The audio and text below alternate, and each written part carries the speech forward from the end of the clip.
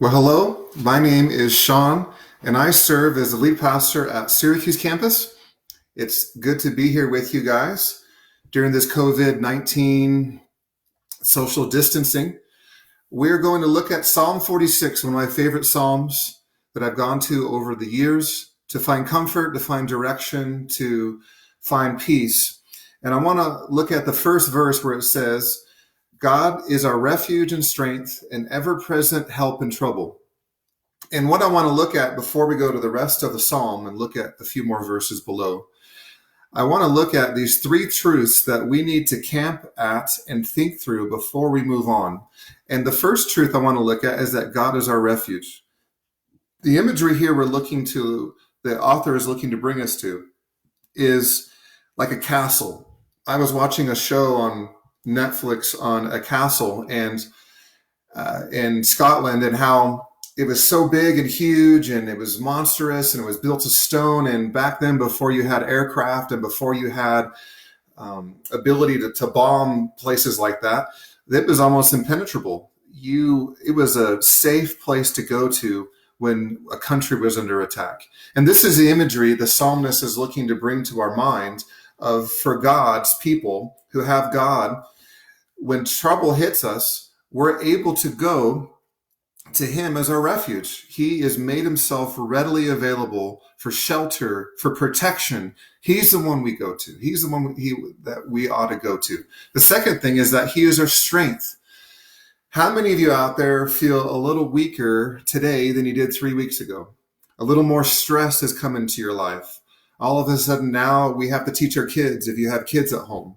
Those of you who don't have kids at home, that's something to be thankful for. But all the different stresses of work, of all these things that are hitting us from all different angles, the economy is going down. And for the Christian, we have the opportunity to go to God, who has all the power in the world, to have strength. He is our power. He is our strength. He is the one that we go to rely on to have the power. Now, what I mean with fear of the Christian, we still have fear. But what I mean is that God helps us with is where it doesn't become where it paralyzes us, where it makes us so we can't move forward during this time. Because a lot of people, that's what they're battling with. They just have this paralytic fear encompassing them, and God promises to come to us and give us his strength. The last truth about God in verse 1 that we see is that he is with us in trouble. He's an ever-present help in trouble. Now, how many of you, when trouble shows up on your doorstep, it's easy to think, man, where's God? He seems so distant. Well, this verse, along with a ton of other verses, lets us know that when trouble hits, God is with us even more. He draws closer to us. He uses pain, he uses suffering to draw us closer to him, to enjoy a relationship with him. And so he is with you. He is your help. He is the one that come with you, alongside of you.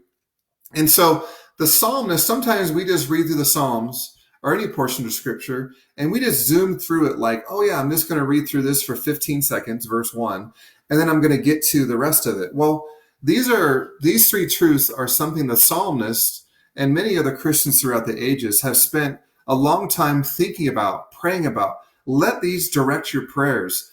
Ask God to help you to see, God, I'm struggling to see you as my refuge. I'm struggling to sense that you're with me.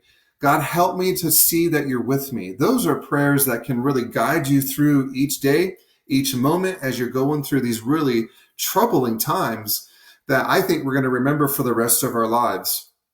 So once you spend time with that, thinking about it, meditating on these three truths, then what we can do is go to verse 2 and see what is the response. What can happen to people, the people of God, who go to him for this comfort, for as a refuge, as a help, as someone who's with us. What happens? It says in verse 2, therefore we will not fear, though the earth give way and the mountains fall into the heart of the sea, though its waters roar and foam and the mountains quake with their surging.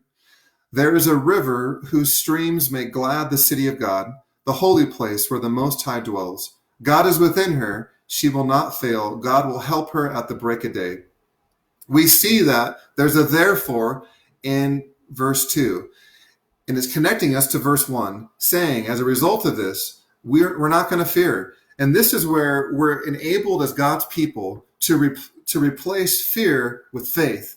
Oh, another word for faith is trust, where we put our trust into God rather than the economy, rather than how our business is going, rather than how our family's doing, how we're lonely, or whatever might be happening. We're able to be people that no matter what happens, we still have this trust that is going to enable us and empower us to get through anything. He says, though the mountains fall into the heart of the sea, though its waters roar and foam and the mountains quake with their surging. Some of us, we encountered, well, most of us that are watching this, we've encountered a lot of troubling, even with the earthquake. Then there was an earthquake in Idaho. And so there's this idea of even if there's earthquakes, even if the mountains fall into the sea, that would be quite the sight to see, right? I don't look at mountains and think, man, I hope those mountains can make it. But this is even if the mountains were to crumble right before our eyes, that there is a God who promises to be with us, who is for us when we trust him through Jesus Christ. So I just want to encourage you, just some take homes of every time you look at the news, you go to the news and you see this flurry of bad news. I want you to look 10 times at Jesus. I want you to look at what he's done for us. I want you to look at who he is. I want us to look at what he promises. What are the promises Jesus makes us? And I think that would really help subside the fears and the stress levels so that we, again, can use this time to make us stronger, to come out the other side and to be stronger, to be more vibrant, to be more thankful for the things that we have that sometimes when we're so busy, we forget about. So read the rest of the Psalm 46. Do this with a mentor or a mentee or even with your kids. The Psalms are a great resource that Christians have gone to over the centuries because it talks about so many times, man, I was facing trouble, I was facing devastation, and God came through for me. And we need that right now. We need good news. And God's word is full of good news because it's about him and he is good. And he's not going to stop being good. He's not going to stop being in control. He's not going to stop being God and being the king above all other thrones, above all other kings. So there's going to be some questions posted below to take some time to discuss this with a small group or whatever so that you can really pursue God. We are praying for you here at Alpine Church. Please let us know how we can serve you. We will see you again. God bless you guys.